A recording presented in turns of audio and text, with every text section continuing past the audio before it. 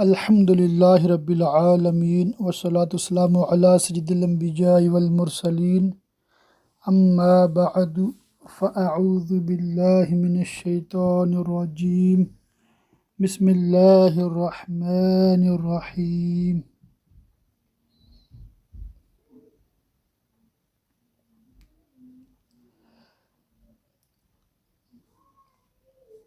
نزہۃ القاری شرح بخاری، اس میں ہم حدیث پڑھ رہے تھے، حدیث ہرقل۔ حدیث پاک ہم نے پڑھی اور اس کا جو مطلب شرح ہے اس کو ہم نے پیج نمبر 277 277 تک پڑھنے سننے کی سعادت پائی تھی پچھلے سبق میں۔ آج لیسن نمبر 9 جو ہے اس میں انشاءاللہ تعالی 277 سے بلا تاخیر شروع کرتے ہیں۔ توجہ کے ساتھ سماعت فرمائیں گے تو انشاءاللہ تعالی اس کی خوب برکتیں پائیں گے۔ قریش کس کا لقب ہے؟ اس میں اختلاف ہے۔ ایک قول یہ ہے کہ قریش نضر بن کنانہ کا لقب ہے۔ کثیر علماء سیر و نسب نے اسی کو صحیح کہا، یہی امام شافعی کا قول ہے۔ امام نووی علیہ رحمہ نے فرمایا یہ صحیح اور مشہور ہے۔ حافظ عراقی نے کہا یہ اکثر کا قول ہے۔ حافظ صلاح علائی نے اس کو صحیح کہا اور محققین کا مذہب بتایا۔ دوسرا قول یہ ہے کہ قریش فہر بن مالک کا لقب ہے۔ امام زہری نے فرمایا یہی سارے نساب کہتے ہیں۔ نساب یہ نسب کا جو علم جانتے ہیں نا کہ فلاں فلاں کا بیٹا فلاں فلاں کا بیٹا، ان کو کہتے ہیں نساب۔ علامہ زرقانی نے فرمایا اسے بھی اکثر کا قول کہا گیا ہے۔ دمیاطی حافظ عراقی علامہ احمد خطیب قسطلانی نے اس کو صحیح کہا۔ عراقی کی سیرت منظوم میں، یعنی سیرت کی وہ کتاب جو اشعار کی صورت میں ہے، نظم کی صورت میں ہے، اس میں یہ شعر ہے۔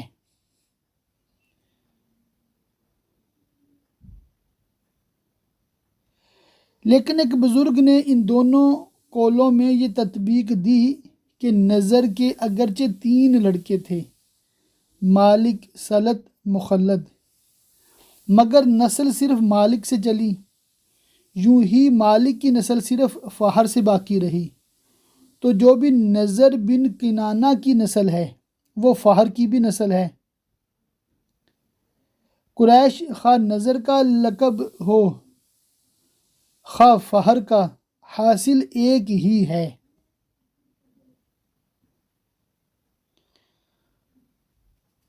کہ سارے قریش کا نسب فہر کے واسطے سے نضر بن کنانہ تک پہنچتا ہے۔ چند اور اقوال ہیں مگر لائق توجہ نہیں۔ تو یہ جو اختلاف ہوتا ہے نا اس طرح کا، مطلب کئی مسائل میں رہ جاتا ہے، اس کا کوئی حل بھی نہیں نکلتا، بعد کے علماء پھر تطبیق دے دیتے ہیں۔ قسیج کا لقب قریش نہیں۔ تیسرا قول باطل یہ ہے کہ قسیج بن کلاب کا لقب قریش ہے، مگر یہ اس لائق نہیں کہ اس پر کان دھرا جائے۔ یہ روافظ نے اس لیے گڑھا ہے کہ حضرت صدیق اکبر اور فاروق اعظم قریشی ہونے سے نکل جائیں، تاکہ ان کی خلافت اہل سنت کے مسلمات کے مطابق بھی صحیح نہ رہے، اس لیے کہ یہ حضرات قسیج کی اولاد نہیں۔ حضرت صدیق اکبر کا نسب نامہ یہ ہے، شجرہ صدیقی۔ ابو بکر بن ابی قحافہ عثمان، یعنی کہ حضرت ابو بکر کے والد کا نام عثمان تھا، ابو قحافہ ان کی کنیت تھی۔ بن عامر بن عمر، یہ میں نے پہلے بھی عرض کیا تھا کہ عین میم را کے بعد اگر واو ہو تو اس کو عمر پڑھتے ہیں، امرو نہیں پڑھتے، عمر بھی نہیں پڑھتے، عمر بن کعب بن سعد بن تیم بن مرہ بن کعب بن لوی، 7ویں پشت میں مرہ بن کعب بن لوی پر جا کر حضور اقدس صلی اللہ تعالیٰ علیہ وآلہ وسلم سے مل جاتا ہے۔ اور حضرت فاروق اعظم رضی اللہ تعالیٰ عنہ کا نسب نامہ یہ ہے: شجرہ فاروقی، عمر بن خطاب بن نفیل بن عبد العزیٰ بن رباح بن عبداللہ بن قرط بن رزاح بن عدی بن کعب بن لوی۔ ان کا نسب 9ویں پشت میں کعب بن لوی پر شجرہ نبوی سے مل جاتا ہے۔ جب قسیج بن مالک کی نسل سے یہ حضرات نہیں، تو اگر یہ مان لیا جائے کہ قریش قسیج کا لقب ہے تو یہ دونوں حضرات قریشی نہیں ہوں گے، اور خلیفہ کے لیے قریشی ہونا با اتفاق اہل سنت شرط ہے، تو اہل سنت کی مسلمہ شرط پر بھی یہ حضرات خلیفہ نہ ہوں گے۔ ابو سفیان کے ساتھ کتنے آدمی تھے؟ رکبن راجح یہ ہے، یعنی اس قول کو زیادہ ترجیح دی گئی ہے، پرائرٹی دی گئی ہے کہ رکبن کی اسم جمع ہے، جیسے راجلن کی اسم جمع قومن ہے۔ 10 اور 10 سے زیادہ سواروں کو رکبن کہتے ہیں جو سفر میں ہوں۔ اس قافلے میں 30 افراد تھے، یہ لوگ شام کے مشہور شہر غزہ سے بلائے گئے تھے۔ ان میں حضرت مغیرہ بن شعبہ بھی تھے۔ صلح حدیبیہ، اس سے مراد صلح حدیبیہ کا زمانہ، یہ صلح 6 ہجری میں ہوئی تھی۔ حضور اقدس صلی اللہ تعالیٰ علیہ وآلہ وسلم نے اواخر 6 ہجری میں والا نامہ بھیجا تھا۔ اواخر مطلب آخر میں، سال کے آخر میں، اور اوائل محرم 7 ہجری میں، یعنی کہ اوائل کہتے ہیں اول کو، شروع محرم میں، محرم سے چونکہ سال شروع ہوتا ہے، 7 ہجری میں ہرقل کو ملا تھا۔ بائیلیہ، اس میں 6 لغات ہیں۔ ایلیہ بروزن کبریہ، ایلیہ بغیر حمزہ کے، الیہ ایلا اعطا کے وزن پر، الیہ ایلیہ معرف باللام۔ یہ عبرانی لفظ ہے، بیت اللہ کے معنی ہیں، بیت اللہ کے معنی میں، اور بیت المقدس کا علم ہے، یعنی کہ نام ہے ایلیہ۔ دعوت اسلام کے مکتوب، صلح حدیبیہ کے بعد جب اہل مکہ کی طرف سے اطمینان ہوا تو حضور اقدس صلی اللہ تعالیٰ علیہ وآلہ وسلم نے ارد گرد کے بادشاہوں رئیسوں کے نام اسلام لانے کی دعوت بصورت مکتوب بھیجی۔ شاہ ایران خسرو پرویز کے نام، شاہ روم ہرقل کے نام، نجاشی شاہ حبشہ کے نام، مقوقس شاہ اسکندریہ کے نام، وغیرہ وغیرہ۔ ہرقل کے پاس والا نامہ لے کر حضرت دحیہ کلبی رضی اللہ تعالیٰ عنہ تشریف لے گئے تھے۔ یہ والا نامہ لے کر پہلے بصرہ کے حاکم حارث بن ابی شمر غسانی کے پاس گئے۔ اس نے عدی بن حاتم کے حوالے کر دیا، حوالے کا لفظ یہاں سے مٹا ہوا ہے غالباً۔ حضرت دحیہ رضی اللہ تعالیٰ عنہ عدی بن حاتم کے ساتھ ہرقل کے پاس بیت المقدس پہنچے۔ یہ بیت المقدس بھی درست ہے، بیت المقدس بھی درست ہے، اور والا نامہ دیا۔ ہرقل اس وقت بیت المقدس میں آیا ہوا تھا۔ اس کا سبب یہ تھا کہ ایران اور روم میں برسہ برس سے بہت خون ریز تباہ کن جنگ جاری تھی۔ ٹھیک اس دن جس دن بدر میں حضور اقدس صلی اللہ تعالیٰ علیہ وآلہ وسلم کو قریش پر فتح عظیم حاصل ہوئی، ہرقل کو ایرانیوں پر مکمل فتح حاصل ہوئی۔ ہرقل اس کی خوشی میں شکرانہ ادا کرنے حمص سے پیدل چل کر بیت المقدس آیا تھا، اس شان سے کہ راستے بھر فرش اور فرش پر پھول بچھائے گئے۔ ترجمان، یہ ایک لفظ آیا ہے حدیث پاک میں، تو اس کا آگے لکھا کہ اس میں 4 لغت ہیں: تا اور جیم کو زبر، ترجمان، دونوں کو پیش ترجمان، تا کو زبر، جیم کو پیش ترجمان عام طور پہ پڑھا جاتا ہے، تا کو پیش جیم کو زیر ترجمان۔ ترجمان کے معنی ہیں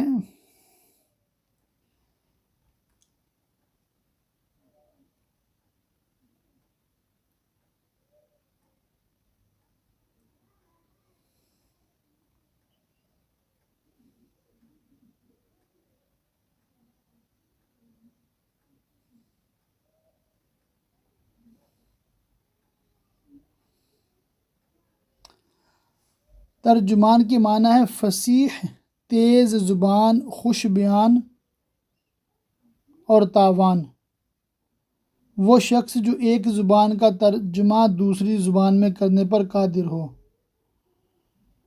یہاں یہی مراد ہے۔ دیکھیں بعض اوقات آزمائش ہو جاتی ہے۔ اب دیکھیں یہ جو ترجمان کا جو معنی لکھا ہے انہوں نے صفحہ نمبر 280 کی آخری لائن میں مجھے ملا ہے، تو آپ کو بھی ڈھونڈنے سے ملے گا انشاءاللہ تعالی۔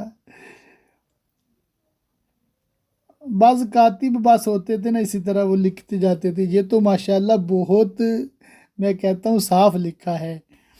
آپ کو کہیں نا مطلب میں تصویریں دکھاؤں گا انشاءاللہ تعالی کبھی، وہ مخطوطے جو تھے نا پرانے شروحات کے، ان میں آپ دیکھیے گا کیسے پھول بوٹے ڈالے ہیں انہوں نے، بندہ دیکھتا رہ جاتا ہے بھی لفظ کا حرف جو ہے وہ بھی درست نظر نہیں آ رہا ہوتا، مگر کمال ہے بزرگوں کا ماشاءاللہ، وہ فر عربی پڑھتے ہیں اس میں سے۔ اللہ اللہ۔ یہ درس نظامی کی کتابیں جو ہیں نا عربی میں، تو پرانے چھاپے جو ہیں نا ان کی میں بات کر رہا ہوں۔ ابھی تو بیروت کے جو لبنان کے چھاپے ہیں ماشاءاللہ بہت اعلیٰ ہیں، بہت عمدہ کام انہوں نے کیا ہے، ساری کتابیں کمپیوٹرائزڈ چھپ رہی ہیں۔ اور اپنی دعوت اسلامی کے جو المدینۃ العلمیہ نے بھی کام شروع کیا ہے ماشاءاللہ درسی کتب پر، تو وہ بھی بہت عمدہ، بہت اعلیٰ ہے۔ اللہ تعالیٰ مزید توفیق خیر دے اور یہ ساری کتابیں عوام کے پاس سہل ترین مطلب انداز سے پہنچ جائیں۔ اخلص الیہ ایک لفظ ہے، اس کا مصدر خلوص یا خلاص ہے، یہ متعدد معنی میں آتا ہے، نجات پانا، الگ تھلگ ہونا، خالص ہونا، اور جب اس کا صلہ الا یا با آتا ہے تو اس کا معنی پہنچنا ہوتا ہے۔ دیکھیے یہ ہمارے بزرگوں کا طریقہ ہے، حدیث میں جو مشکل الفاظ آتے ہیں نا ان ایک ایک کے لفظ کے معنی بیان کرتے ہیں، کیونکہ پھر یہ ایک ہی لفظ کئی اور جگہ پر بھی استعمال ہوتا ہے، تو یوں الحمدللہ ہمیں بھی سیکھنے کو مل رہا ہے۔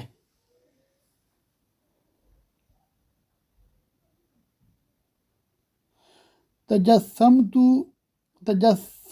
کے معنی ریت کے بڑے ٹیلے پر چڑھنا، چن لینا، قصد کرنا اور مشقت اٹھا کر کوئی کام کرنا، یہاں یہی معنی ہے، اور مراد ہجرت ہے، یعنی اگر مجھے یہ یقین ہوتا کہ میں ان تک پہنچ جاؤں تو ہجرت کر کے ان کی خدمت میں حاضر ہوتا۔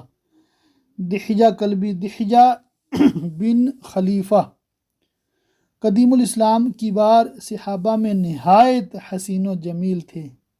سبحان اللہ، کتنے خوبصورت تھے، آگے سنیے۔ جب شام میں والا نامہ لے کر گئے تو ان کو دیکھنے کے لیے عورتیں نکل پڑیں، یعنی کہ ان کا بہت شہرہ تھا، بڑا چرچا تھا ان کا۔ بدر کے علاوہ تمام غزوات میں شریک ہوئے، حضرت جبریل زیادہ تر انہی کی شکل میں حاضر ہوتے، جنگ یرموک میں بھی شرکت کی تھی، اخیر میں دمشق کے قریب مزہ نامی ایک گاؤں میں آ بسے تھے، حضرت معاویہ رضی اللہ تعالیٰ عنہ کی خلافت تک باقید حیات رہے۔ ابو داؤد چھوڑ کر صحائح ستہ میں ان سے کوئی حدیث مروی نہیں، یعنی کہ ابو داؤد میں ہے، باقی 5 کتابوں میں نہیں ہے۔ صحابہ میں دحیہ نام کے صرف یہی ایک ہیں۔ عظیم بصرا ایک لفظ ہے، اس سے کیا مراد ہے؟ حضور اقدس صلی اللہ تعالیٰ علیہ وآلہ وسلم نے اپنا والا نامہ بصرا کے حاکم حارث بن شمر غسانی کے ذریعے ہرقل کے پاس بھیجا تھا۔ حضرت دحیہ کلبی رضی اللہ تعالیٰ عنہ والا نامہ پہلے حارث کے پاس لے گئے۔ حارث نے عدی بن حاتم کے ہمراہ انہیں بیت المقدس بھیجا، جہاں ہرقل ایرانیوں پر مکمل فتح کی خوشی منانے کے لیے گیا تھا۔ حارث بن شمر غسانی عربی النسل تھا، دنجوی تمام نصرانی ہو گیا تھا اور ہرقل کا باج گزار بصرہ کا حاکم تھا۔ عدی بن حاتم بھی اس وقت نصرانی تھے۔ فتح مکہ کے بعد ایمان سے مشرف ہوئے اور راسخ الاعتقاد مخلص صحابی ہوئے۔ اوائل عہد صدیقی میں یعنی شروع دور میں صدیق اکبر رضی اللہ تعالیٰ عنہ کی خلافت کے، جب عرب کے قبائل میں ردت پھیلی، کچھ لوگ مرتد ہو گئے تھے، تو یہ معا اپنے قبیلے طے کہ ایمان پر ثابت رہے۔ وہ جو ہے نا حاتم طائی مشہور ہے نا سخاوت میں نا، یہ عدی بن حاتم رضی اللہ تعالیٰ عنہ اس کے بیٹے ہیں غالباً۔ اس زمانے میں بھی زکوٰۃ لے کر بارگاہ صدیقی میں حاضر ہوئے، دوسروں کو ردت سے بچنے کی تلقین فرماتے رہتے۔ بصرہ مدینہ اور دمشق کے مابین شام کا سرحدی شہر ہے، جسے حوران بھی کہتے ہیں، حوران یا حوران۔ فقرأہ، جب میر منشی نے والا نامہ پڑھنا شروع کیا اور یہ پڑھا، من محمد رسول اللہ الی ہرقل عظیم الروم، تو ہرقل کے بھائی نے غصے میں آ کر والا نامہ میر منشی کے ہاتھ سے چھین لیا۔ ہرقل نے پوچھا، یہ تم نے کیا کیا؟ اس کے بھائی نے کہا، انہوں نے اپنے نام سے خط کی ابتدا کی اور آپ کی عظیم الروم، صاحب الروم لکھا، مالک الروم نہیں لکھا۔ اس سے معلوم ہوتا کہ یہ بہت متکبر ہے، اپنے کو بڑا اور آپ کو حقیر و ذلیل جانتا ہے۔ ہرقل نے اپنے بھائی سے کہا، تم کام عقل ہو، کیا تم چاہتے ہو کہ اس خط کے مضمون پر مطلع ہونے سے پہلے اس کو پھینک دیا جائے؟ اگر وہ اللہ کے رسول ہیں تو ان کو ضرور اپنے نام سے شروع کرنا چاہیے اور اپنے نام کو میرے نام سے پہلے لکھنا چاہیے۔ یہ بالکل صحیح لکھا کہ میں صاحب الروم ہوں، میں مالک روم نہیں، مالک روم صرف اللہ تعالیٰ ہے۔ سبحان اللہ۔ ہاں افسوس کہ ہرقل کو ایمان نصیب نہیں ہوا۔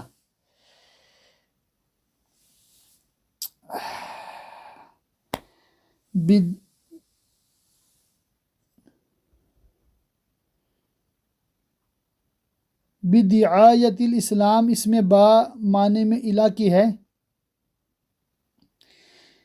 دعایہ مصدر مفعول کے معنی میں ہے یعنی مدعو، اور اضافت بیانیہ ہے، تقدیری عبارت یہ ہوگی ادعوک الی المدعو الذی هو الاسلام، میں آپ کو اس چیز کی طرف بلاتا ہوں جو کہ اسلام ہے۔ ایک روایت میں ہے بداعیت الاسلام یا بداعیت الاسلام۔ اب یہ صفت ہے کلمہ محذوف کی، اب تقدیری عبارت یہ ہوگی ادعوک الی کلمہ داعیتاً الی الاسلام، وہ کلمہ طیبہ ہے۔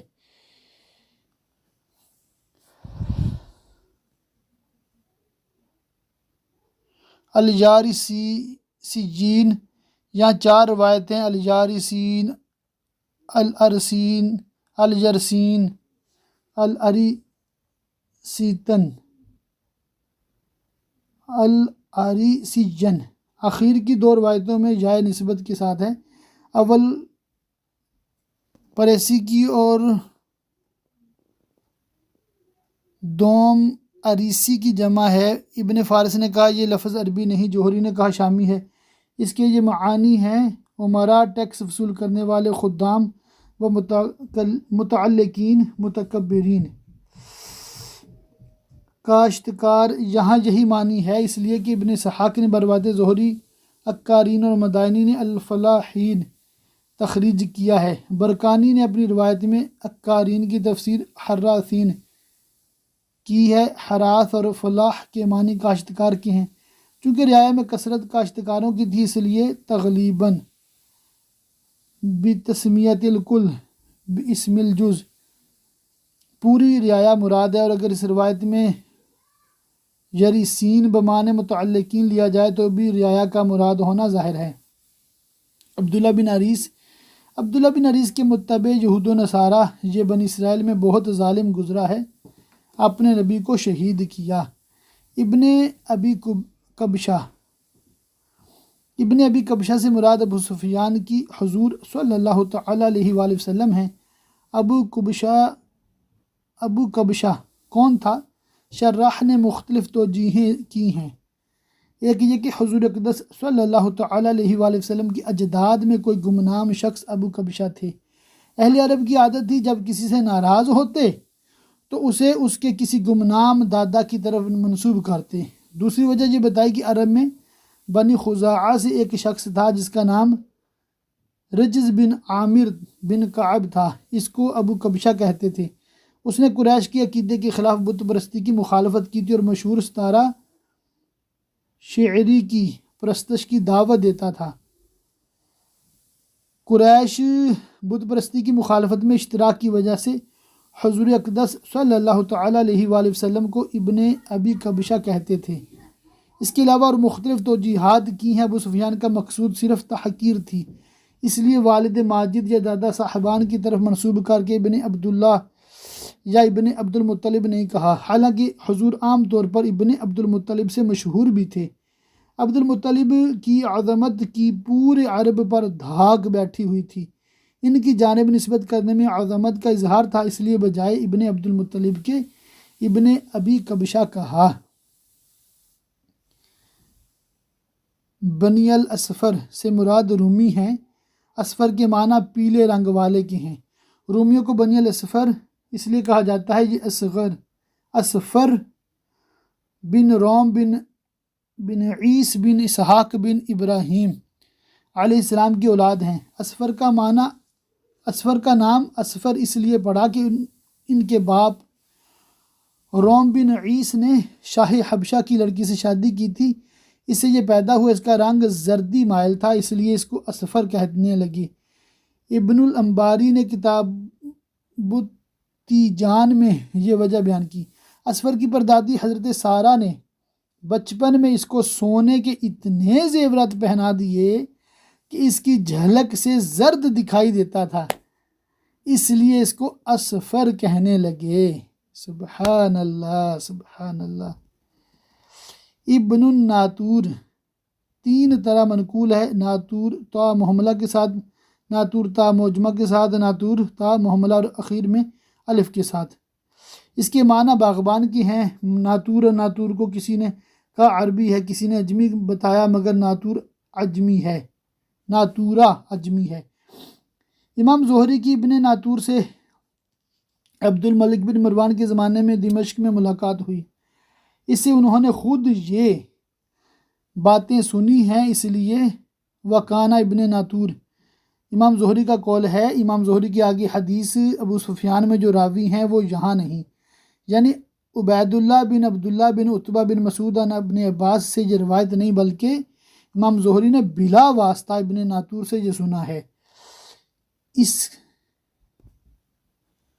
اس کفہ یہاں 7 طرح روایت ہے۔ اس کفہ الف کو پیش، سین ساکن، کاف کو پیش، فا مشدد و زبر الف کے ساتھ، اس کفہ فا کی تشدید کے بغیر، سکیفہ سین سے شروع جسے پیش ہے، کاف کو زیر فا مشدد اور زبر کے ساتھ، سکفہ سین اور کاف کو پیش، فا 2 زبر الف کے ساتھ۔ معنی ان چاروں کی ایک ہیں۔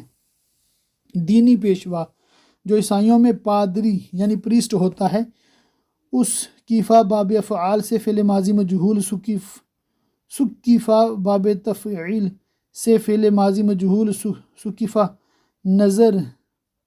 نصارہ کے نصرہ کا فعل ماضی مجہول، ان تینوں کے معنی یہ ہوئے کہ یہ شام کے نصرانیوں کا پادری بنایا گیا۔ خبیث النفس، متفکر، سست، کسی مسلمان کو خبیث النفس کہنے کی حدیث میں ممانعت ہے۔ مسلمان اپنے آپ کو بھی نہ کہیں، غیروں کو کہہ سکتے ہیں۔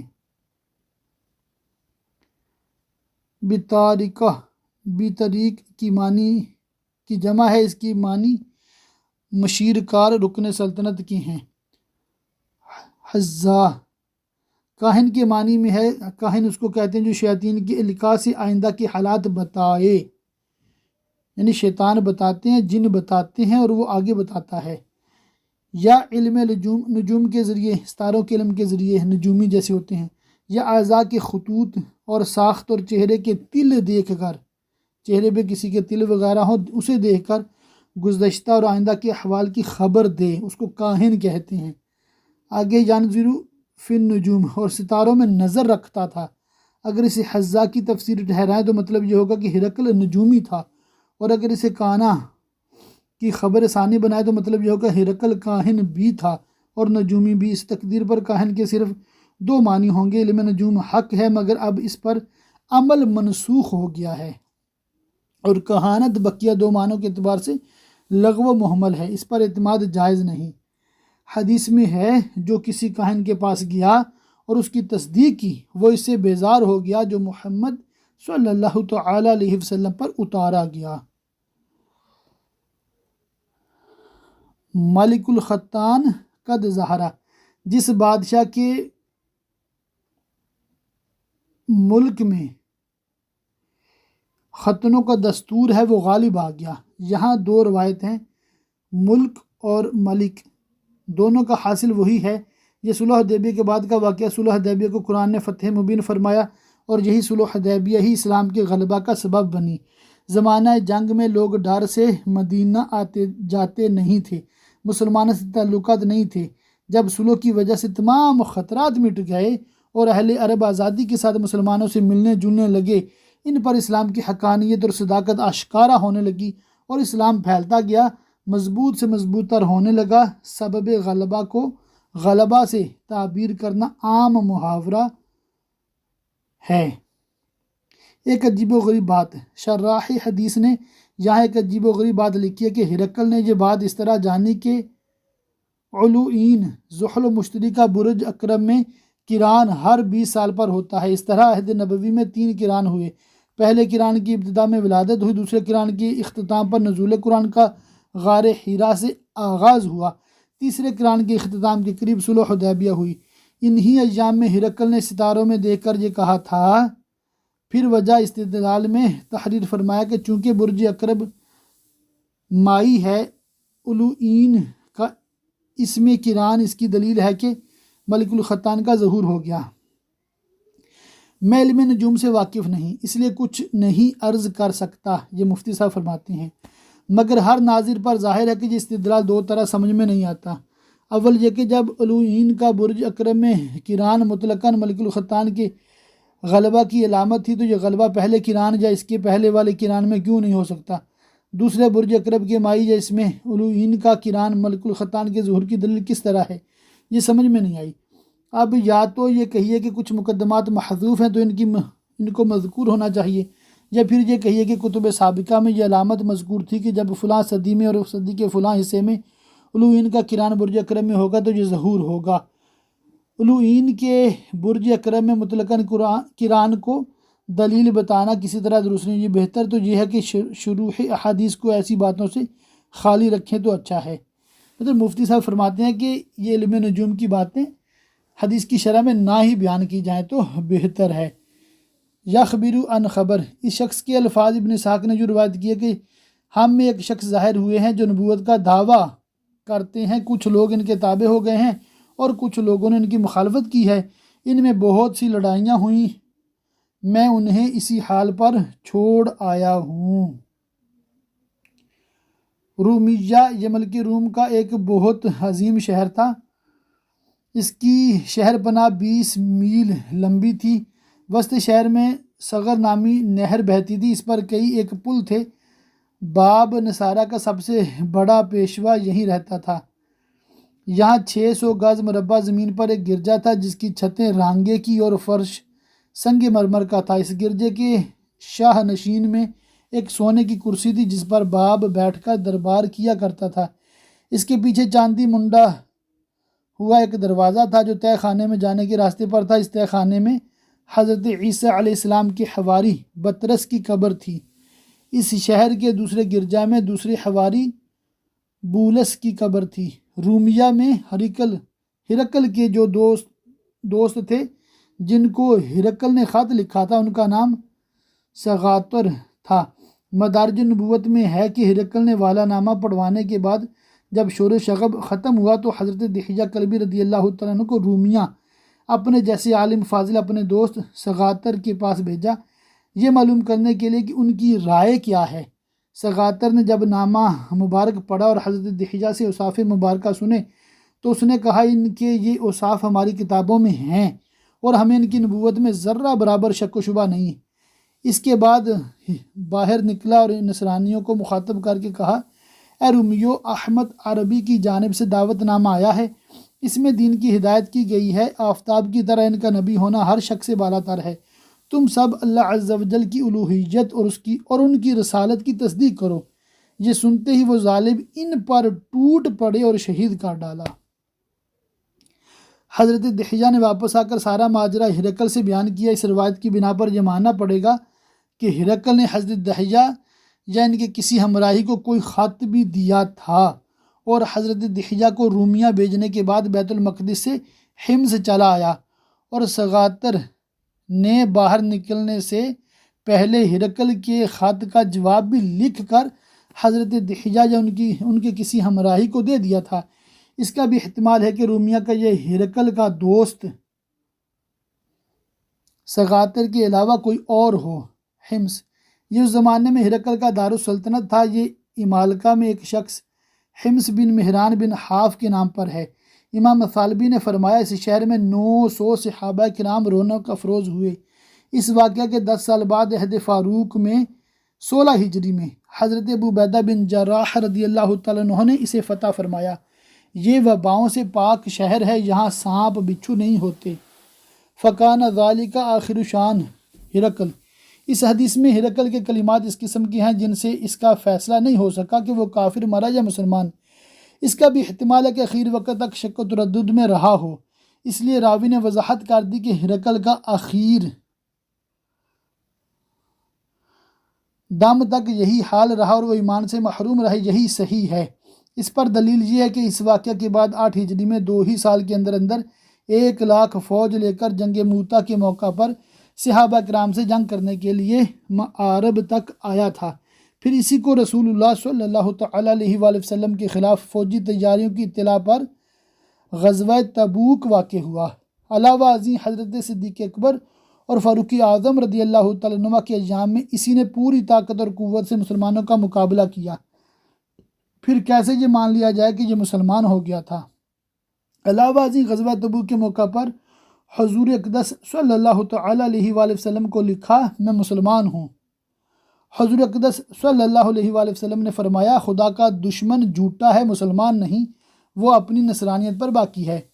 فتح الباری میں ہے کہ ہرقل جب شام سے قسطنطنیہ جانے لگا تو اس نے رومیوں کے سامنے 3 باتیں رکھیں، یا تو مسلمان ہو جاؤ، یا مسلمانوں کو جزیہ دو، یا صلح کر لو، انہیں درب تک دے دو۔